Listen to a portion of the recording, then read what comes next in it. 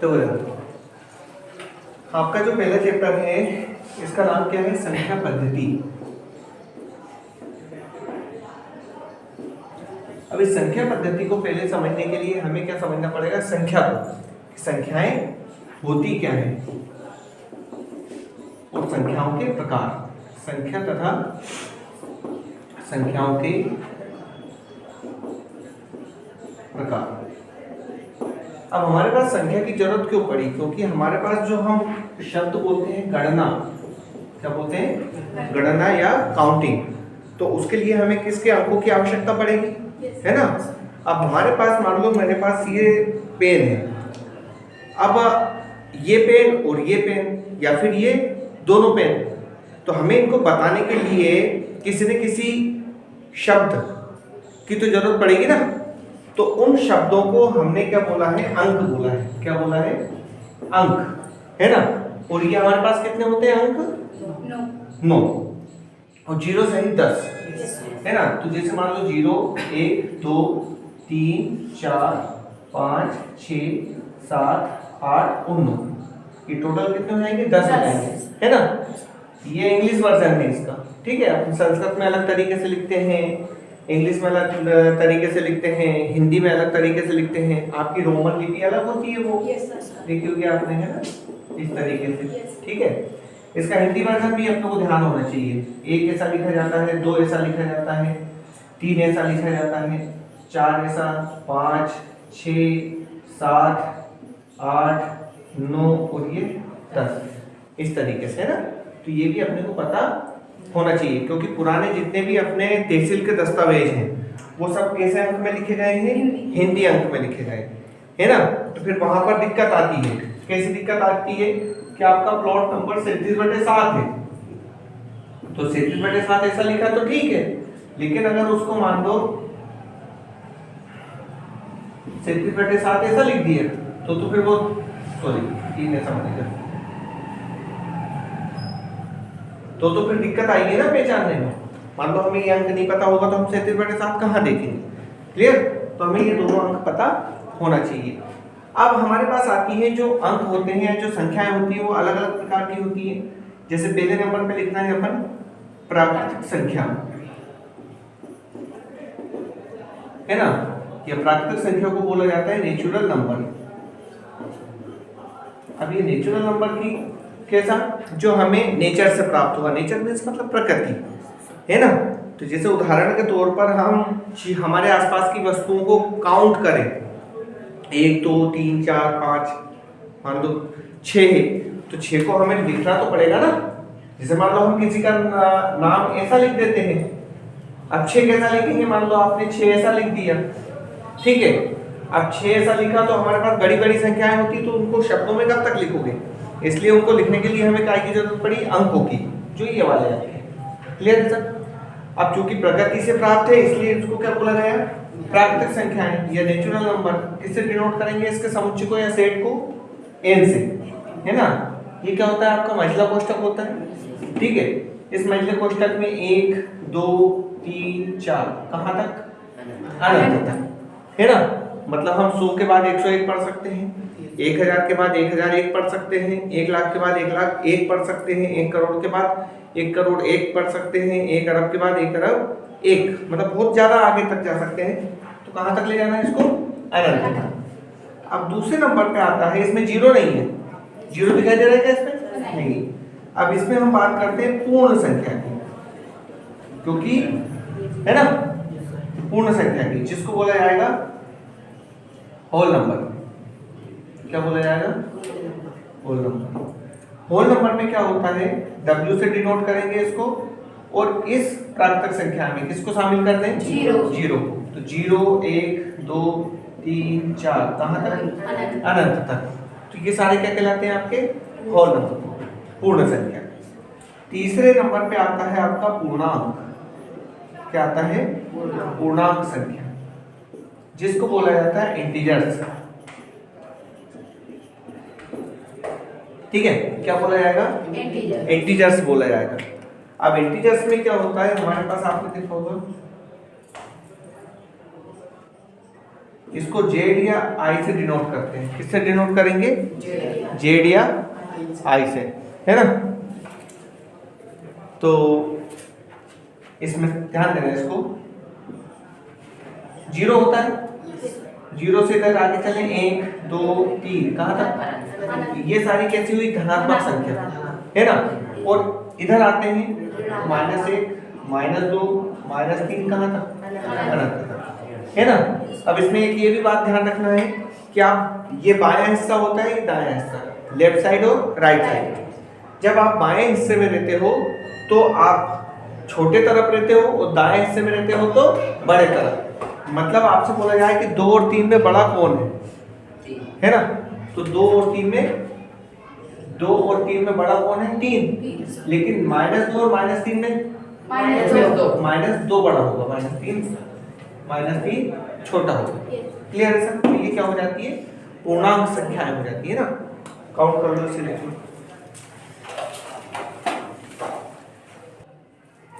मुझे ऐसा लग रहा है कि आपको करवाना चाहिए सारी चीजें, है ना। तो क्या हुआ है? अब आता है प्राकृतिक संख्या हो गई, पूर्ण संख्या हो गई, और आपकी पूर्णांक संख्या, इंटीजर्स हो गए आपके, है ना। अब आती है वास्तविक संख्याएं, चौथे नंबर पे वास्तविक संख्याएं। ठीक है। तो अब वास्तविक संख्याएं, या जिसको बोला जाता है आपका रियल नंबर, है ना। तो यहां इसकी परिभाषा है सभी परिमेय एवं अपरिमेय संख्याओं के समुच्चय को वास्तविक संख्याएं कहते हैं, है ना। अब इसमें 2 टाइप की संख्या आती है, परिमेय और अपरिमेय, है ना। इनकी परिभाषा भी अपन लिख लेते हैं, ठीक है। पहले लिख रहा हूं मैं परिमेय संख्या, ठीक है। परिमेय संख्याएं क्या होती हैं? वे संख्या जो P/Q के रूप में दी हो या जिन्हें इस रूप में लिखा जा सके।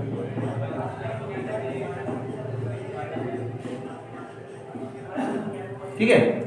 वे संख्याएं जो P/Q के रूप में दी हों या जिन्हें इस रूप में लिखा जा सके, जहां P और Q बिलोंग्स टू क्या?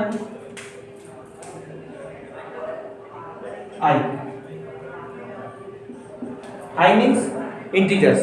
मतलब P और Q का मान कहां से ले सकते हैं अपन? कहां पर सम्मिलित है ये? हिंदी में इसको बोलते हैं सम्मिलित होना, अंग्रेजी में बोलेंगे बिलोंग्स टू, मतलब किसको बिलोंग करता है? तो इंटीजर्स को बिलोंग करता है। मतलब P और Q के मान को हम, जो अभी पूर्णांक संख्याएं लिखी थी अपन ने, पूर्णांक लिख ली ना।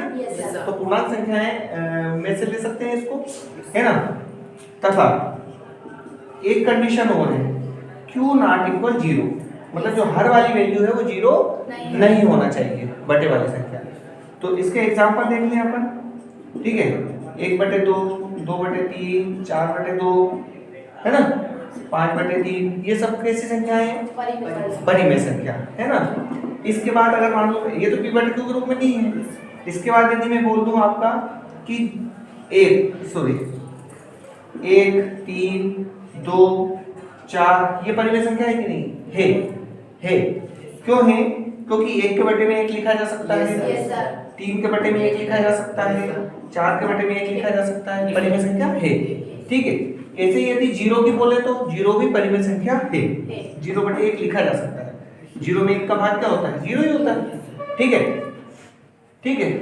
नोट, यहाँ पर x/0 टाइप की कोई संख्या हो तो वो परिमेय संख्या नहीं है। क्यों नहीं है?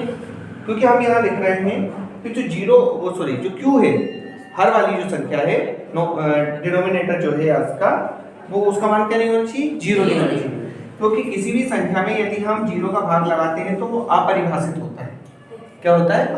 मतलब हमने क्या 0 के गुणा को तो परिभाषित कर रखा है कि भैया 0 का गुणा किसी संख्या में करेंगे तो 0 आएगा,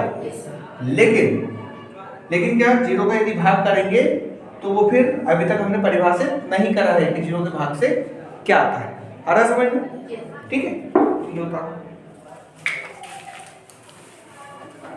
स्टार्ट से। अब आता है आपका अपरिमेय संख्या। कौन सी संख्या? अपरिमेय संख्या, है ना। तो अपरिमेय संख्या अगर हम उस परिभाषा से लें तो जिसको हम p/q के रूप में नहीं लिख सके, लेकिन यहाँ पर मैं आपको ऐसे बता दूं अपरिमेय संख्या कैसे होती है। देखो, हमारे पास जो संख्याओं का दशमलव निरूपण होता है वो तो टाइप का होता है, शांत और अशांत, है ना। तो आपका जो शांत दशमलव है वो भी परिमेय होता है। ठीक है, क्या होता है? परिमेय। फिर होता है अशांत दशमलव, है ना। तो ये अशांत दशमलव दो टाइप का होता है। कितने टाइप का? दो। तो अशांत आवर्त और अशांत अनावर्त। ठीक है, तो अशांत आवर्त ये भी क्या होता है? परिमेय ही होता है। क्या होता है? परिमेय। लेकिन अशांत अनावर्त दशमलव जो होता है वो होता है अपरिमेय, है ना। जैसे मतलब शांत दशमलव तो कैसा होगा? परिमेय हो गया। इसको बोलते हैं रेशनल नंबर, रेशनल और इरेशनल, है ना। परिमेय को क्या बोलेंगे? Rational number. आर से डिनोट करते हैं इसको। तो अब जैसे मान लो मैं कोई सी संख्या लिख रहा हूँ, जैसे उदाहरण के तौर पर मेरे पास कोई सी संख्या है 7/3। ठीक है, तो 7/3 को मैं कैसे लिखूंगा? 3 दूने 6, एक बचा, फिर क्या आ जाएगा? दशमलव आएगा, 10 हो जाएगा, फिर 3 दिया 9, फिर एक बचेगा, फिर 3 दिया 9, फिर एक बचा, फिर 3 दिया 9, इस तरीके से चल रहा है। तो ये अशांत आवर्त हुआ क्योंकि 3 की क्या हो रही है? आवृत्ति हो रही है, हो रही नहीं हो रही? तो ये तो किसमें आएगा? परिमेय। किसमें आएगा? परिमेय। अशांत आवर्त मतलब जो बार बार रिपीट हो रहा है। एक और उदाहरण ले लूंगे, 4.32, है ना। 3 2 ये भी क्या हो रहा है? रिपीट हो रहा है। तो ये भी किसमें आएगा? परिमेय में, है ना। लेकिन अगर मान लो मैं लिखूं √2, है ना, या ऐसा समझ लो आप, मैं लिख रहा हूं या 4.1 2 1 3 1 5 2 1 3, ये कुछ क्रम समझ में आ रहा है क्या? नहीं आ रहा है। जैसे यहाँ तो समझ में आ रहा है कि 3 2 3 2 3 2, तो इसके बाद भी हम 3 2 3 2 3 2 ही चलेंगे। यहाँ पर कितना आ रहा है? 3 3 3 3 3 3। यहाँ कुछ समझ में आ रहा है क्या? 1 2 1 3 1 5, है ना। फिर क्या हो गया? 2 1 1 3। तो यहाँ पर क्या हो रहा है? ये अनावर्त हुआ, मतलब इसमें अंकों की पुनरावृत्ति नहीं है, एक जैसे समान तरीके से पुनरावृत्ति। आप ऐसा नहीं बोल सकते कि सर 1 1 तो आ रहा है, तो ऐसा नहीं है, आ सकता है एक, क्योंकि हमारे जितनी भी संख्या बनती है वो 1 से लगाकर 9 तक से बनती है, 0 से लगाकर 9 तक से बनती है, तो वो तो आ सकते हैं, लेकिन एक समान पुनरावृत्ति नहीं होना चाहिए। तो ये कैसा हो गया है? अपरिमेय। कैसा हो गया? अपरिमेय। तो ये परिमेय और अपरिमेय का कॉन्सेप्ट आ गया समझ में, है ना। ऐसा है कि जैसे हम दिन के इंतजार में क्यों रहते हैं? क्यों हमें रात का खौफ पता होता है। रात में अंधेरा रहता है ना, तो कोई घर से बाहर नहीं निकल रहा है, कोई कुछ नहीं हो रहा है, तो इसलिए हम इसके इंतजार में रहते हैं। तो इसलिए हम दिन की अहमियत ज़्यादा रखते हैं, है ना। अगर रात नहीं होती तो दिन की अहमियत नहीं होती। ऐसे हमारे पास अभी हमने क्या लिखा? वास्तविक संख्या। क्या लिखा अपन ने? वास्तविक संख्या। तो ऐसे ही हमारे पास अवास्तविक संख्या भी होती है। अगर वास्तविक है तो उसका उल्टा भी होगा ना, अवास्तविक। अब ये नॉन रियल नंबर क्या होता है ना। नॉन रियल नंबर, इसको हम काल्पनिक संख्या भी बोलते हैं। क्या बोलते हैं? काल्पनिक। जिसकी केवल हम क्या करते हैं, कल्पना करते हैं, काल्पनिक संख्या। अब ये काल्पनिक संख्या का क्या मैटर है समझिए। मुझे बताओ √4 का क्या मतलब होता है।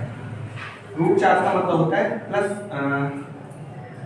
+-2, मतलब +2 का भी हम 2 बार गुणा करेंगे तो 4 आएगा, -2 का भी 2 बार गुणा करेंगे तो प्लस का 4 आएगा, है ना। तो जब कभी भी किसी संख्या को रूट से बाहर निकालते हैं तो उसका वर्गमूल प्लस माइनस में लिखते हैं। क्लियर है सर। कुछ जगह है जहाँ पर हम केवल प्लस संख्या लेते हैं, है ना, जैसे डिस्टेंस वगैरह तो वहाँ ऋणात्मक नहीं होता, वो केवल धनात्मक होती है, तो इसलिए हम केवल प्लस वाला। लेकिन ये समझ में आ रहा है कि +2 का भी 2 बार गुणा करेंगे तो क्या आएगा, प्लस का 4, और -2 का भी हम 2 बार गुणा करेंगे तो प्लस का 4। अब आगे बढ़े।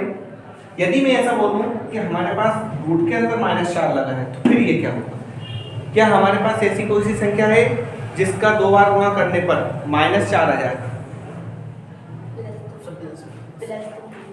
+2 और -2, तो +2 और -2 का गुणा करोगे तो -4 आ तो जाएगा, लेकिन ये संख्या एक जैसी नहीं हुई ना, ये तो अलग अलग है।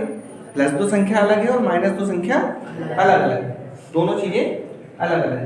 तो हमारे पास ऐसी कोई सी संख्या नहीं होती, तो इसलिए हमने एक कल्पना करी है आई की, जिसको बोला गया है आयोटा। क्या बोला गया, आयोटा। इस आई की जो वैल्यू होती है वो रूट के अंदर -1 होती है। क्या होती है, रूट के अंदर -1, ये माना गया है, कल्पना की गई है ना। तो ऐसी संख्याओं को सोल्व करने के लिए, जैसे मान लो रूट के अंदर -4 लिखा, तो हम इसको रूट के अंदर -1 गुणा 4 लिख सकते हैं, है ना, करने के नियम से। अभी ये मैं नोट करवा दूंगा आगे की क्लासों में कि हम √-1 और रूट के अंदर 4 ये अलग अलग कर सकते हैं। मान लो रूट के अंदर ए बी होता है तो हम √a गुणा √b अलग अलग लिख सकते हैं। तो ये -4 था, -4 को हम -1 गुणा 4 लिख सकते हैं, -√1 अलग कर दिया और ये √4 अलग कर दिया। इसका वैल्यू कितना ले लिया अपन ने, इसका ये माना ना अपन ने, है ना, और इसका क्या हो गया +-2 इसका, तो इसका जो मान आया किसका आया, ये इसका, है ना, कितना आएगा वो +-2 आई। तो ये अपन ने केवल कल्पना की, क्या की हुई है ये, इसलिए इसको क्या बोला गया है, काल्पनिक संख्या। उतार लो।